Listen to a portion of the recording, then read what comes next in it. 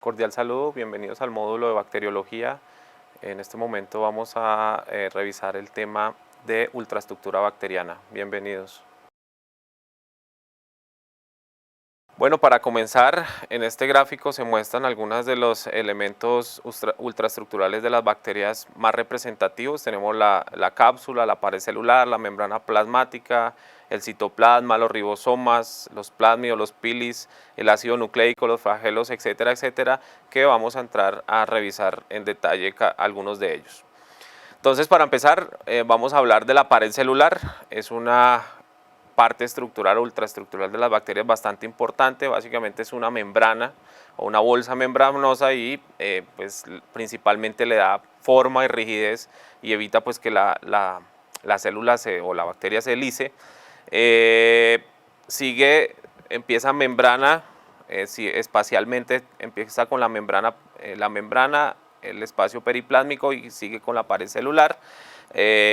Como les decía, es bastante importante, sin embargo, los micoplasmas, que es el orden Molicutes, no presentan esta parte como muy bien estructurada. Entonces aparece la clasificación de acuerdo a la naturaleza de la pared celular, como bacterias gram positivas y bacterias gram negativas, y existe un otro grupo bastante importante que son las ácido alcohol resistentes, como son la micobacteria. Entonces los invito a que revisen el video de laboratorio donde se explica con mayor detalle cuál es el procedimiento, cuál es el protocolo, que realmente es un protocolo bastante sencillo para hacer la tinción de Gram, que es una tinción o una parte bastante importante dentro de la clasificación o caracterización de los microorganismos para poder dar un diagnóstico.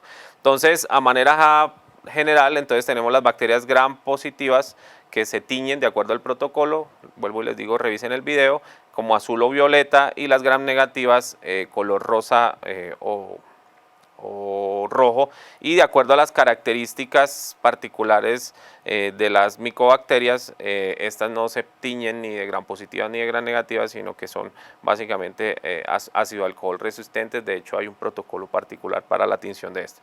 Conclusión: pared celular, estructura bastante importante que nos permite clasificar las bacterias como gram positivas y gram negativas.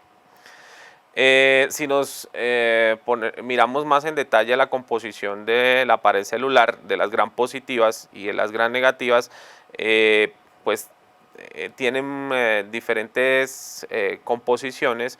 Llamo la atención aquí que las bacterias gram negativas aparece un elemento bastante importante o un componente bastante importante que es el peptidoglicano. Vean que las bacterias gram negativas también tienen peptidoglicano. La diferencia importante entre gram positivas y gram negativas es que las gram positivas tienen un 90% de peptidoglicano, mientras que las gram negativas solo tienen un 10%. El otro 10% de las bacterias gram positivas está compuesto por ácidos teicoicos, lipoteicoicos, proteínas y como a manera de ejemplo, por ejemplo, de los estreptococos está la proteína M y de los estafilococos la proteína A. Y por su parte, las bacterias gram negativas, el 90% son otros elementos importantes, que está compuesto por proteínas, fosfolípidos, y ahorita vamos a detallar un poco más de los lipopolisacáridos. Conclusión: gram positivas, 90% peptidoglicano, 10% otras cosas o otros componentes, dentro están estos ácidos, mientras que las gram negativas apenas es un 10% de peptidoglicano, el otro 90% son un grupo bastante importante de proteínas y fosfolípidos, pero particularmente son los lipopolisacáridos un elemento importante desde el punto de vista inmunogénico y desde el punto de vista de intoxicaciones, etcétera. Ahorita hablamos un poco más de esto. Entonces, si vemos un poquito el detalle de qué es este peptidoglicano, que recuerden 90% de las gram positivas y 10% de las gram negativas, si nos metemos un momento a describir lo del peptidoglicano, entonces aquí hay una representación bastante buena, donde tenemos en gris, si tomemos esta parte aquí en gris, tenemos el N-acetilglucosamina, y en blanco tenemos el otro elemento importante que es el ácido N-acetilmurámico o NAM. Entonces tenemos el NAM y el NAC. Entonces la bolita gris viene siendo el NAC y la bolita blanca viene siendo el NAC. Entonces se unen el NAM con el NAC con el NAC, formando unas láminas. Entonces aquí tengo resaltado una lámina, se une con la otra lámina, con la lámina adyacente, a través de unos oligopéptidos, ¿cierto?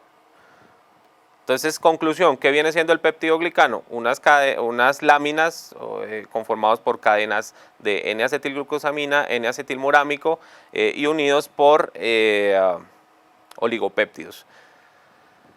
Si nos vamos, este es un esquema simplificado de una bacteria, esta es una bacteria gram positiva y esta es una bacteria gram negativa, y refuerza lo que les vengo diciendo.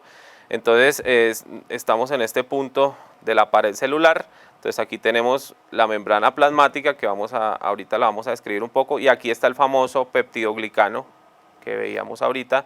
Aquí de la misma manera, aquí tenemos en la gram negativa la membrana plasmática, aquí tenemos las láminas de peptidoglicano, y vean que incluso visualmente las bacterias gram positivas tienen mayor proporción de peptidoglicano, mientras las gram negativas tienen menos proporción de peptidoglicano. Y adicionalmente las gram negativas, los que le comentaba ahorita, las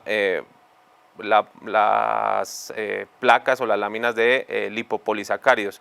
Entonces, vuelvo y les digo, cuando observen el video, una de las dentro de las características que hace que una bacteria gram negativa no se tiña con la tinción, con el protocolo de tinción de gram, es precisamente por eso, por dos razones: la baja proporción de peptidoglicano y la presentación de estos lípidos externos que impiden que la coloración o el colorante principal de la técnica penetre y se tiñan. Entonces, peptidoglicano, menor peptidoglicano, y tenemos los lipopolisacáridos. No voy a entrar mucho en detalle en la síntesis de peptidoglicano. Recuerden, ahorita les explico por qué traigo esta imagen. Entonces tenemos el N-acetilglucosamina y el N-acetilmurámico, que hacen parte de esas láminas de peptidoglicano. Aquí tenemos la pared celular, y aquí, pues a manera de ejemplo, aparece el punto de crecimiento de la pared celular.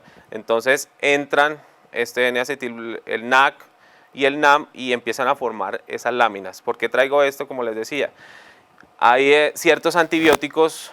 Aquí a manera de ejemplo tenemos la vancomicina, la bacitracina y algunos betalactámicos como las penicilinas y las cefalosporinas. Su mecanismo de acción se centra o se fundamenta en impedir la formación de este peptidoglicano. Entonces, si no hay peptidoglicano, o no se forma, o hay alteraciones en la formación en la síntesis de este peptidoglicano, pues no hay pared celular, y si no hay pared celular, pues no hay bacteria, no hay célula. Entonces, por eso les traigo les llamo la atención de cómo se da esta formación de este peptidoglicano. Hay muchos detalles bioquímicos que los invito a que revisen en la literatura. Hay bastante cómo a partir de una fructosa se forman todas estas. Como les digo, me interesa mucho en estos momentos el papel que pueden jugar algunos antibióticos en la formación de este peptidoglicano.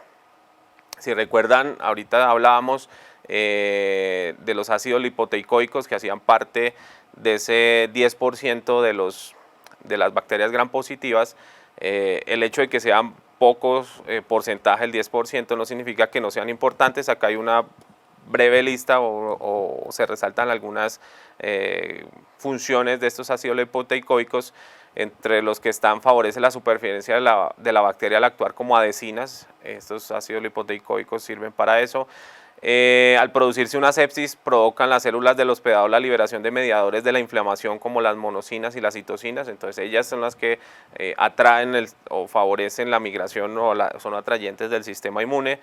Regula la actividad de algunas enzimas como las amilasas y las glucosidasas. Tienen capacidad para admitir fragmentos de DNA exógeno. Eso es importante para la transmisión de información genética entre las bacterias. Resiste a la lisis frente a lisosimas y regula el paso de iones de magnesio. Entonces vean que, aunque es un porcentaje escaso dentro de ese 10%, que hay otras cosas, dentro de ese 10% están los ácidos lipoteicoicos, cumplen una función bastante importante. Acá hay una gráfica bastante ilustrativa donde se muestra la ubicación de estos ácidos. Aquí está el peptidoglicano de la pared celular y hacia su parte externa está el ácido teicoico. Y bueno, entonces, como les decía, esos ácidos lipoteicoicos tienen una función bastante importante. Entonces pasemos ya a la membrana externa. La membrana externa es como una membrana de cualquier célula, es una bicapa fosfolipídica que tiene unos extremos hidrófilos hacia el exterior y tiene uno hacia el interior, a la parte media de la bacteria están los extremos hidrófobos o hidrofóbicos, y tienen algunas funciones muy particulares. Entre otras está el contacto de la bacteria con el medio externo, facilita también la adherencia a las células al huésped, confiere resistencia a la fagocitosis y es sensible o tiene sensibilidad hacia los bacteriófagos, que lo vamos a desarrollar este tema de los bacteriófagos más en la parte de virología. Aparecen también entonces las porinas, que como su nombre lo dice son poros, o sea son proteínas en forma de poro, que se convierten como canales proteicos individuales. Hay muchos de diferentes tipos y su función básica es permitir el intercambio de iones, o donde pasan iones y moléculas hidrófilas pequeñas y se da una difusión pasiva hacia el espacio periplásmico. Entonces estas proteínas o estas porinas son bastante importantes para el intercambio de iones en la bacteria. Aparece el LPP, famoso LPP, que básicamente es el punto de unión entre la membrana externa y el peptidoglicano. Pero, como les decía ahorita, es muy importante esta parte de lipopolisacáridos, que es la parte externa de las bacterias gram negativas. Aquí, bueno, se dice que no es necesario para la supervivencia de la bacteria, pero sin embargo es receptor para algunos bacteriófagos, que son virus que infectan a las bacterias. También tiene una función bastante importante en la inmunogénesis o desencadenar síntesis de anticuerpos específicos. Entonces la respuesta inmune frente a muchas de las bacterias se debe a estos lipopolisacáridos. En diagnóstico también es bastante importante, a veces se identifican estos lipopolisacáridos, permiten identificar y caracterizar bacterias, impide fagocitosis por los polimorfonucleares, facilita adherencia a las células huéspedes, es un elemento tóxico para el hospedador, se consideran que son unas endotoxinas. Los lipopolisacáridos como tal son tóxicos para los huéspedes o para los que consuman las bacterias. Y pues aquí aparecen algunos detalles particulares de activación del complemento de la vida alterna. Si describimos un poquito más las regiones de los lipopolisacáridos, entonces aparece el polisacárido O, la región N-polisacárida y el lípido A. Esto es importante porque esto permite identificarlos. Por ejemplo, el polisacárido O se le conoce como antígeno O y el N-polisacárido se le conoce como la unión A-O. Entonces, vuelvo en conclusión, esta parte de los lipopolisacáridos es bastante importante desde el punto para la bacteria. Ahora entonces empecemos a hablar del espacio periplásmico. Es un espacio ocupado por un gel, está situado entre la pared celular y la membrana citoplasmática. El aspecto y el contenido, o sea, su composición va a variar de acuerdo al estado metabólico de la bacteria, y allí hay unos precursores naturales y biosintéticos. También allí se procesan antibióticos, tóxicos. Entonces es una parte bastante importante de intercambio y de detoxificación de la bacteria, en este caso, por ejemplo, antibióticos y algunos subproductos o algunos tóxicos, que entonces a través de ese sistema o de ese espacio periplásmico se permite la eliminación de de estos elementos que pueden afectar la viabilidad de la bacteria. Bueno, entonces ahora tenemos a la membrana citoplasmática. La membrana citoplasmática cumple una función bastante importante, es retener el citoplasma y separarlo del medio externo. Es una membrana semipermeable y selectiva, y resalto este punto, como las bacterias no presentan organelas particulares como las mitocondrias para su proceso de respiración celular y producción de energía, la respiración celular de las bacterias se da en esta parte, en esta membrana citoplasmática. En las bacterias fotosintéticas también es una parte importante porque allí se lleva a cabo la fotosíntesis. Y es importante también que aquí se inserta o se implanta el cromosoma bacteriano, que como decíamos la primera diapositiva, es el material genético, que es un DNA circular. Ese DNA circular o ese ácido nucleico de la bacteria se implanta en la membrana citoplasmática. ¿Cuál es la composición de esta membrana citoplasmática? Pues en gran porcentaje, cerca del 70% son proteínas, 30% lípidos y 10% carbohidratos. También hay algunos elementos, algunas moléculas importantes que son los opanoides que estabilizan la membrana. Hay unas proteínas periféricas y unas proteínas integrales. Las periféricas son el 30% de las membranas, como su nombre lo dice, están hacia la periferia, y hay unas proteínas que están integradas o integrales, que son el 80% de las proteínas de la membrana.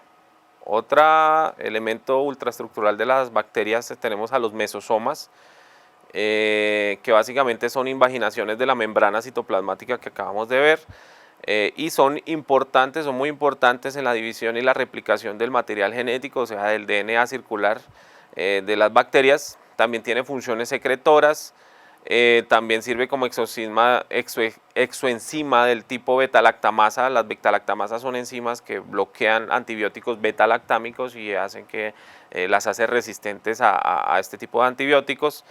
Y en bacterias nitrificantes o fotosintéticas, estos mesosomas tienen una actividad metabólica bastante alta, y también se cree que pudiese tener algunas otras funciones que no han sido elucidadas hasta la fecha. Ya entrando más a la bacteria, tenemos ya el citoplasma, que básicamente sirve o funciona como un citoplasma de una célula eucariota o una célula de mamífero, que está constituida en gran proporción por agua, un 70% de agua, y el resto, 30%, otras sustancias, aminoácidos, vitaminas, coenzimas, lípidos, etc. El citoplasma pues contiene todos estos organelas o sistemas, como hablábamos ahorita, el mesosoma, el genoma del ácido nucleico, y los ribosomas e inclusiones, que ahorita vamos a discutir un poco más. Como decía anteriormente, no posee mitocondrias ni cloroplastos. Entonces los ribosomas, como en una célula eucariota también de mamífero, tiene que ver con la síntesis de proteínas. Dependiendo de su proceso o su estado metabólico, la cantidad varía entre 500 y 50.000 ribosomas. Y básicamente la diferencia, que también los invito a que desarrollen el taller que está relacionado con este tema, la diferencia o la característica particular de los ribosomas de las bacterias es que las unidades son 30S y 50S, y bueno, tiene cuando están en el conjunto es una subunidad de 70S. Eso se aclara un poco más en el taller o en la actividad que está programada. Y básicamente también tiene una cadena de RNA mensajero formando un polisoma o polirribosomas. Entonces de esta manera se ensamblan las unidades 30S y 50S, y de esta manera, a través de un RNA mensajero, se traduce ese mensaje en proteína y permite que la bacteria produzca o sintetice sus propias proteínas. Entonces los ribosomas son bastante importantes. Dentro de otros elementos de la ultraestructura de las células bacterianas están las famosas inclusiones bacterianas, que básicamente son gránulos o granos, dependiendo su composición, pero básicamente la función de estos gránulos o estos granos que están dentro del el citoplasma de la bacteria tiene que ver con reserva energética. Por su parte, entonces tenemos las inclusiones bacterianas, también cumplen una función desde el punto de vista energético como los gránulos que hablábamos anteriormente. Entonces son inclusiones de lípidos y aparecen otro tipo de inclusiones que se conocen como carboxisomas, que son importantes en las bacterias nitrificantes, en las cianobacterias en su proceso metabólico. Pero en conclusión, tanto los gránulos como las inclusiones tienen una importancia bastante marcada en los procesos metabólicos de reserva energética y de producción de energía de las bacterias. Bueno, entonces ahora tenemos otra inclusión bacteriana que se conoce como los magnetosomas, que son importantes en bacterias acuáticas y le permite la magnetotaxis y su movilización o su ubicación en el medio acuático, pero esto no tiene relevancia en las bacterias de importancia veterinaria o de salud pública. Aparecen las vacuolas de gas, que obviamente son inclusiones bacterianas, pero de bacterias acuáticas.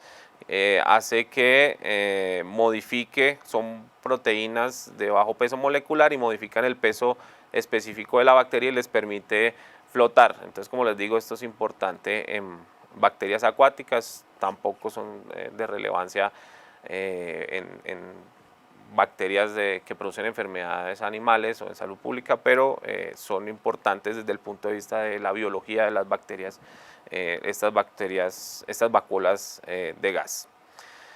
Y finalmente, entonces tenemos algunos elementos externos de las bacterias. Entonces tenemos los flagelos, pilis y fimbrias, cápsulas y capa mucosa, la capa S, las endosporas o los esporos bacterianos. Por su parte, los flagelos, pues pudiésemos describir mucho de ellos, pero particularmente resalto que le permite a la bacteria moverse, o sea que aparece aquí, le da la capacidad a la bacteria de desplazamiento.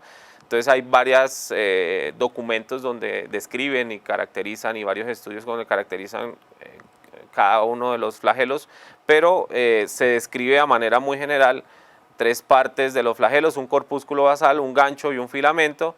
El corpúsculo basal ubicado en la pared celular y la membrana citoplasmática. El gancho es un gancho, un segmento curvado y corto que le permite o le confiere al flagelo esa movilidad. Y el filamento, pues, que está en contacto con la parte externa y que al moverse permite que la bacteria se mueva. Hay algunas características muy particulares o algunas diferencias muy particulares entre una bacteria gram negativa y una bacteria gram positiva. Es la conformación de los anillos. Hay alguna diferencia entre la gram positiva y la gram negativa. Particularmente tenemos que las gram negativas tienen un anillo L adicional que no tienen las bacterias gram negativas, y tienen tanto las gram negativas como las gram positivas tienen unas proteínas mótiles o móviles que le permiten hacer un movimiento de hélice, y de esta manera la bacteria crea una corriente y le permite movilizarse. Más adelante hay un link donde se muestra cómo es el movimiento y cómo es la producción del movimiento y el desplazamiento de una bacteria. Los invito a que lo revisen. Y el filamento, entonces tenemos que son sus unidades de flagelina, de ahí viene su nombre de los flagelos. También es importante que se comporta como un antígeno, se le conoce como antígeno H. Desde el punto de vista de laboratorio, identificación y caracterización es importante también. Y básicamente es un cilindro rígido y hueco que, como les digo, cuando se hace un movimiento en forma de hélice le permite el desplazamiento a la bacteria. Aquí tenemos un esquema muy general, no vamos a describir cada uno de la estructura. Entonces tenemos aquí el flagelo o el filamento como tal. Tenemos en un codo, y llamo la atención en esta parte de aquí, que es una parte importante donde están todos los anillos y todo el sistema de producción de energía que permite que viene siendo como un motor, por decirlo así, un motor que hay un gasto energético y le permite moverse en forma de hélice y le permite que la bacteria se movilice. Entonces, como les digo, este es el link donde se muestra cómo se forma el flagelo y cómo es la producción de energía y cómo es su movimiento. Tal vez es un poco difícil describirlo de una manera estática, pero en este video es muy didáctico para mirarlo. Entonces, otra clasificación importante de los flagelos es la disposición de estos flagelos. Entonces, hay bacterias que se nombran átricas, no tienen flagelo. Las monótricas, aquí como dicen, aquí A, B, C, D, entonces ahí les voy describiendo. Entonces las monótricas tienen un solo flagelo, las lofótricas tienen 2 o más flagelos en un extremo, las anfítricas tienen flagelos en los 2 extremos y las perítricas tienen flagelos prácticamente en toda su superficie. Entonces es una manera también importante de clasificar a las bacterias de acuerdo a la ubicación de sus flagelos.